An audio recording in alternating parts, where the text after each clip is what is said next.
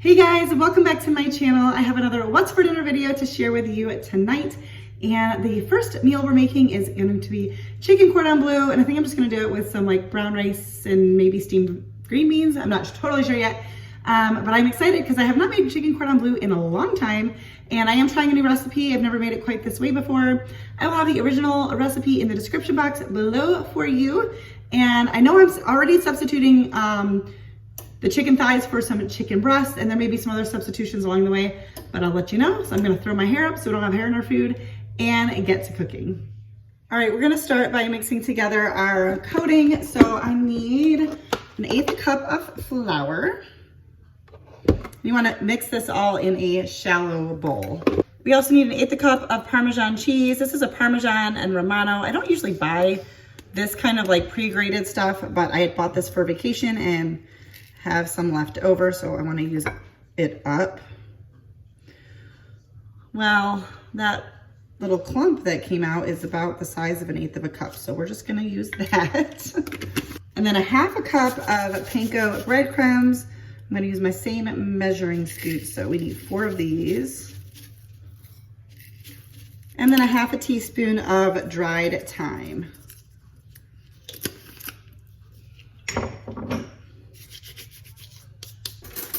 Mix this all together. Got to break up that clump there. And then I also have 1 egg in another, oh my goodness. Then I have 1 egg in another bowl that I'm just going to whisk up. All right, so I have my chicken breasts here. I had 2 fairly large ones, so I did cut them in half and then I pounded them out. I just laid saran wrap underneath and on top and used my mallet here to pound them out. I just put this on this so that put the cutting board on top of this, so when I was pounding it, there would be a barrier between that and the counter. And we're gonna go ahead and season these with some salt. You can do salt and pepper if you like, if you're new here. I don't like to cook with pepper because I'm just not a huge fan. So, and I'm not putting as much salt on as it looks. The salt shaker is not that great. You'd think I would have changed that by now. I wanted to give an update. I know someone had asked, maybe more than one person had asked about these knives. These are Tasty brand. I picked these up at Walmart. They were not expensive. There was 3 of them in a pack for $14 and change. Maybe it was $15. I don't know how long they're going to last. Like, they're not a very expensive knife, but they work really, really good. I highly recommend them. They had them in different colors, but I don't know. They work for us. Very, very pleased with them. So now we're gonna take some ham and cheese. We're gonna stuff these. I'm just using some deli meat, and I've got some Munster slices. I had this left over from something else, actually from vacation. And so then I also just sliced up some cheddar cheese. So we're going to fill these. All right, now we are just going to fold these over. Gonna try to tuck everything in best I can, and then we're going to secure it with a couple of toothpicks. Something like this. All right, so now I'm going to take each one of these chicken breasts. I don't know how I'm gonna, it's kind of hard with those toothpicks, but we're going to dip that in the egg. This is a messy job. I don't really actually like doing this stuff with my hands, but here we are. And then we're going to put it, dip them in the breadcrumb and cheese mixture here, and then we're gonna place it in a greased baking dish, which is out of the frame, but you know, my hands are a little messy, so I'm not gonna touch my camera right now. I'm very much regretting not putting on gloves before doing this. Very much so. I do also have my oven preheated to 350 degrees. I can't remember how long I have to get these in the oven, but I will let you know. All right, so here's our chicken. We're gonna put this in the oven at 350 degrees for 35 minutes. And I'm gonna go ahead and get my rice and veggies going on the stove. And there is a sauce that goes with this. And I've gotta talk to my husband and see if we wanna do it. It sounds good, I think. But I don't think I've normally had a sauce with chicken cordon bleu before, but maybe I haven't been doing it right. All right, guys, so we are gonna go ahead and make a sauce. I've got 2 tablespoons of butter melted here. I'm using this pan. I don't need something this big, but my others that I have are being used for the rice and the green beans. Now I'm just going to add in 2 tablespoons of flour and whisk that together. We're going to whisk that and let that cook. It says for 2 minutes, so as long as it doesn't look like it's burning, we'll do that. Okay, now we are going to whisk in 1 cup of milk. I am using almond milk. Okay, I think the chicken needs to come out of the oven. I think that's what that timer is for. So let me get this whisked in first. The recipe does actually state almond milk, but I think I'm sure you can use anything. Probably has a substitute listed, but just so happens that that's what we use. All right, I grabbed the chicken out of the oven. Looks done. So we're gonna finish this up. We're gonna add in 2 tablespoons of grated Parmesan cheese, 2 tablespoons of Dijon mustard. I have just yellow mustard and then like a spicy brown. So I'm just gonna use the yellow because I don't know if the spicy brown is quite right for this. And then 2 teaspoons of Worcestershire sauce. And we're going to whisk this together and let it heat up until it gets creamy. I am gonna give this a quick taste just to make sure I don't need to adjust anything.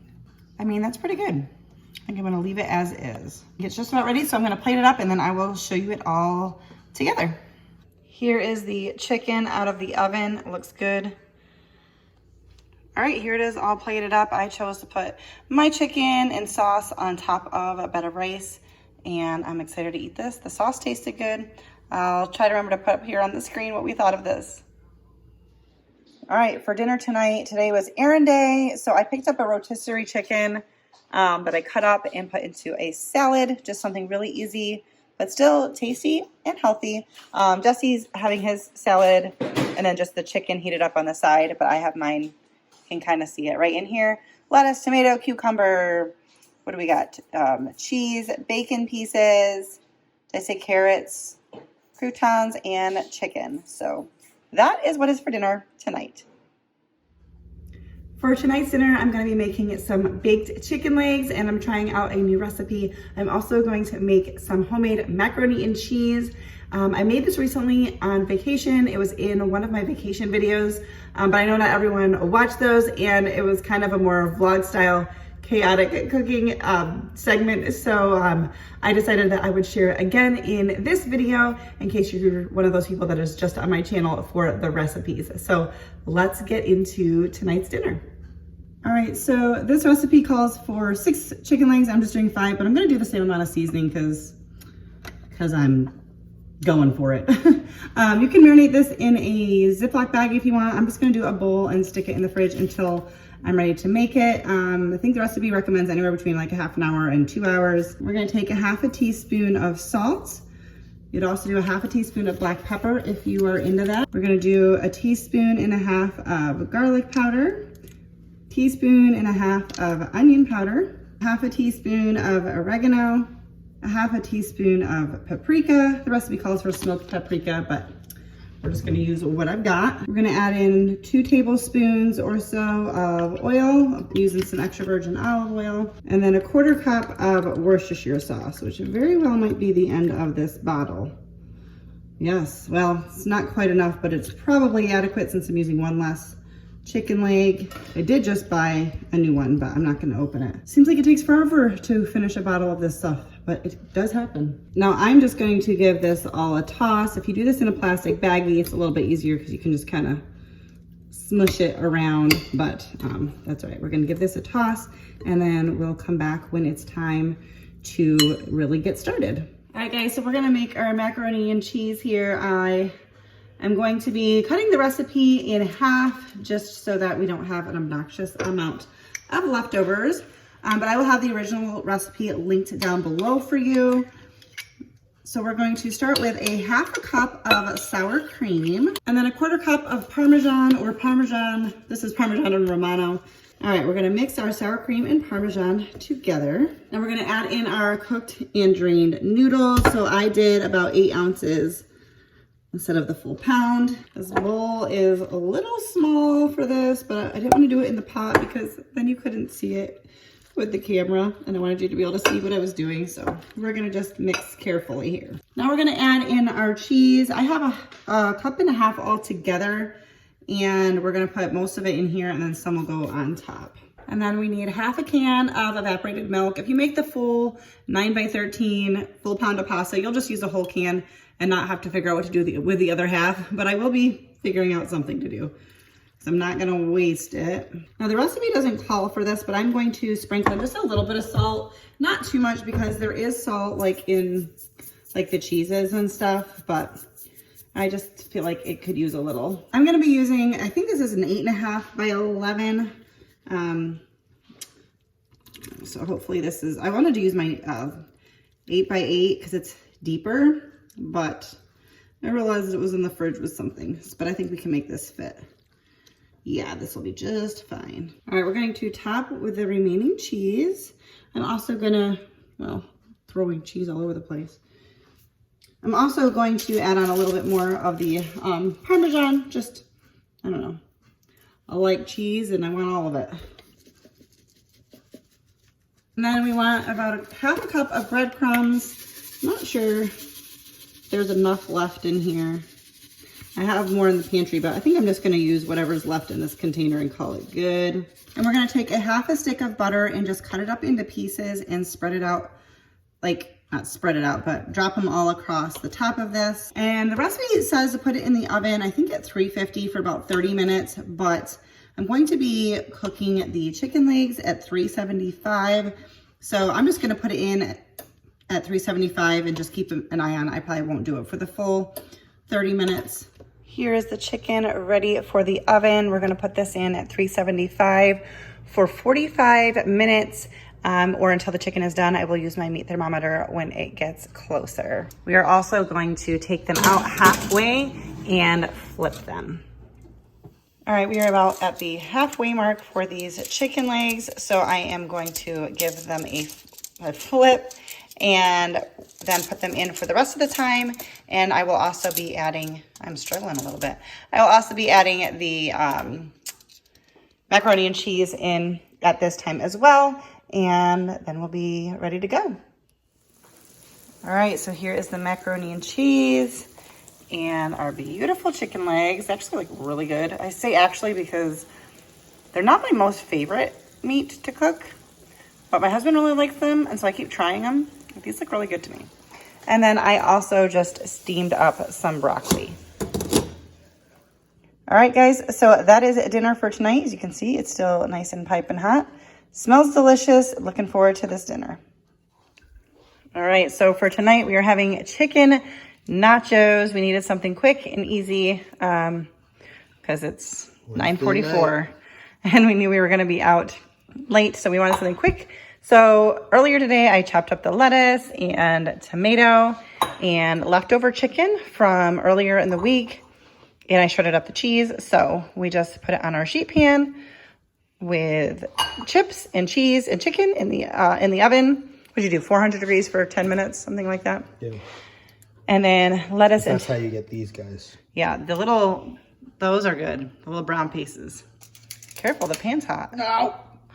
Okay, that was fake. Just fake. And then we were deciding between barbecue and buffalo, but we decided to do buffalo ranch. I mean, we don't have buffalo sauce, but we use the Frank's Red Hot. I might need to get another bottle out of the pantry. So we'll drizzle the Frank's and ranch on top. Jesse is very artistic when it comes to the sauce. Don't go too heavy on the ranch. Particular with the sauces. Well, artistic. Oh. Don't go too heavy on it. Not too much ranch. See the technique he's got here? This is serious technique. Do you need more? Yeah. This, guys, is dinner for tonight. I just feel like I show you this all the time, but it is what we're having for dinner. All right, so for tonight, we're gonna be having breakfast for dinner. I've had this German pancake recipe saved on Pinterest for quite some time now. And I actually just recently saw Tiffany at Large Family Loves on her channel. She recently made, I don't know if it was the same recipe, but she recently made the German pancakes, and I was reminded that I had that recipe pinned on Pinterest. So that's what we're gonna make tonight. I've already got bacon in the oven. I like to cook mine in the oven, but we're gonna go ahead and get these pancakes going. All right, so we're gonna start by taking 5 tablespoons of butter and putting it in the bottom of our 9x13. And we're just gonna put this in the oven and let it just melt. Just keep an eye on it, make sure it doesn't like brown or anything. But while the oven preheats, I'm gonna bump my oven up. It's already at 400 degrees for my bacon, but I'm gonna bump it up to 425, which is what we want for the pancakes, and get this butter melted.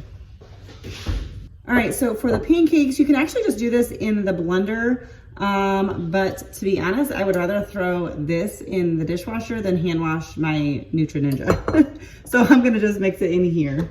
But putting it in the blender is an option, especially if you don't care about putting that in the dishwasher.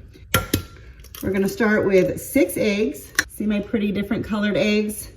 I love to get local fresh eggs. There really is a difference. They are a little bit more than like the cheapest eggs you can find at the store usually, but they are better quality, usually a brighter yolk, and they taste different. I think they taste better, so that's my personal preference. All right, we need 1 cup of milk. I am using unsweetened vanilla almond milk. I'm using my vanilla because I know it'll taste good, and I have more of this in my fridge than I do of the regular almond milk. But of course you can just use regular, like cow's milk. Now we're adding in 1 cup of all-purpose flour, a dash of salt, and 1 teaspoon of vanilla. And I'm just going to mix mine up really quick. Like I said, you can also do this in the blender. All right, so our butter is melted. The oven is not quite up to 425 yet, but we're gonna just pour our batter over the butter and put that in the oven for 22 to 27 minutes until edges are golden brown and puffy. I don't want to keep opening my oven because I don't want to let out heat, but can you see what is happening in there? I mean, I knew this was kind of what was supposed to happen, but what in the world? But when I did open the oven door once, it was not set in the center. So I'm gonna let it go for the minimum time, but the full minimum time, which was 22 minutes. And in the meantime, I'm gonna go ahead and get some scrambled eggs mixed up, and I've got our bacon right here. So this is how it comes out. It still had a little bit of liquid here, and I just wasn't sure if that was like butter or egg, but I'm gonna guess that it's butter. I didn't want it to keep going because this part was going up towards the top of the oven. And, but I mean, this is what the pictures I saw that it looked like. I don't know if you all have ever had German pancakes before. If you have, let me know. But we're going to go ahead and put some powdered sugar on top, and then we will serve it up. All right. It reminds me of, by appearance, of fried dough. All right, there we have it. I mean, it looks yummy. It smells really, really good. All right, here's dinner for tonight. Looks a little bit more deflated now that I pulled it out of the pan. But yeah, super excited for this breakfast for dinner. So as I'm wrapping up this video, I just wanted to say that those pancakes were really, really good. My husband gave me a high five during dinner, so I think they were a hit. And that is going to do it for today's video. If you liked it, don't forget to give it a thumbs up. Subscribe if you are new, and I will see you in my next video. Bye, guys.